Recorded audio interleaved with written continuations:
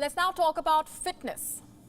Very often we are told that the mantra to staying fit is 10,000 steps a day. No matter how busy you are, if you manage to walk 10,000 steps a day, you should be fine. That's as long as you walk 10,000 steps a day.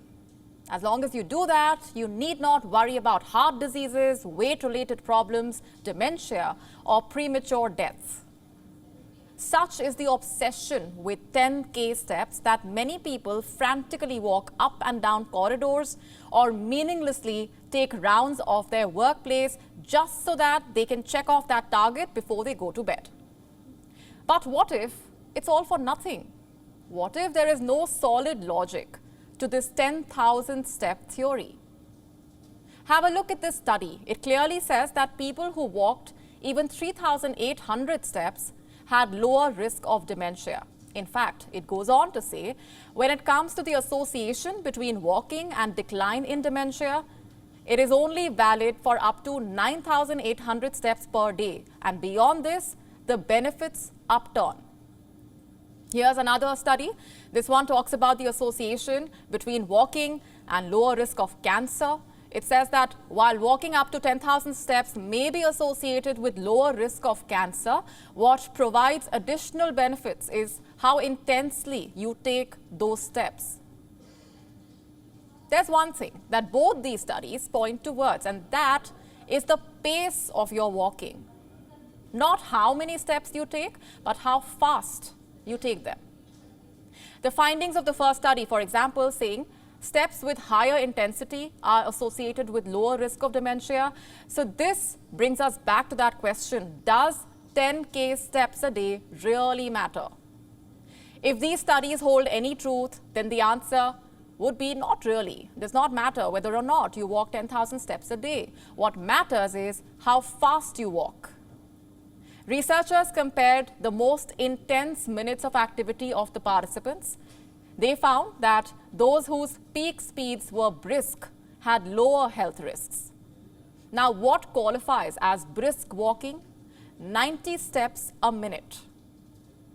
Researchers found that those who walked fast had 30% lower risk of developing dementia, also 25% lower risk of developing cancer and heart disease, and a 35% lower risk of premature death.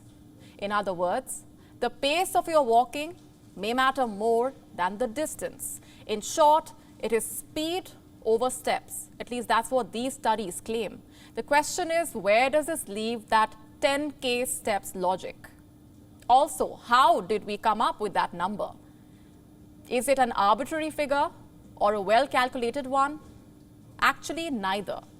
The 10,000 steps goal is a result of brilliant marketing. Let me tell you a little story here. It goes back to the year 1964. That year, Tokyo was hosting the Olympics. And thanks to the games, there was a sudden interest in fitness among the locals there. A Japanese company called Yamasa Clock saw this as an opportunity to do something big. It capitalized on that interest in fitness and mass-produced pedometers. Some of you might be wondering, what is a pedometer? It's a device that counts your steps. So Yamasa Clock mass-produced this device. Its pedometer was named Manpo-K. It's Japanese for 10,000 steps meter. So that's one story that explains that 10K logic.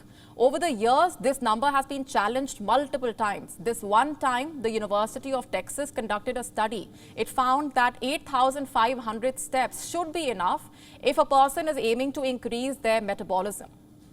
Another study found that 7,500 steps should be enough for a lower mortality rate. The study especially points out that post 7,500 steps, the association between lower mortality rate and the steps levels up, meaning does not matter if you complete your 10K steps or not, the result will be the same as clocking in 7,500 steps. So what should you do? Stop at 7,500 steps? It's actually up to you, and your doctor will be able to tell you best. You see, there is no harm in walking that extra mile. It's hard to overlook the benefits of walking Walking increases cardiovascular fitness. It reduces the risk of heart disease and stroke. It helps reduce joint pains, also reduces muscle stiffness. Walking is good for those suffering from diabetes. It also reduces body fat. So definitely continue walking. But do try picking up your pace. You need not walk fast all throughout the day, but keep those little bursts of brisk walking. It will only help you reap the benefits of both brisk walking and walking in general. WION now available in your country. Download the app now. Get all the news on the move.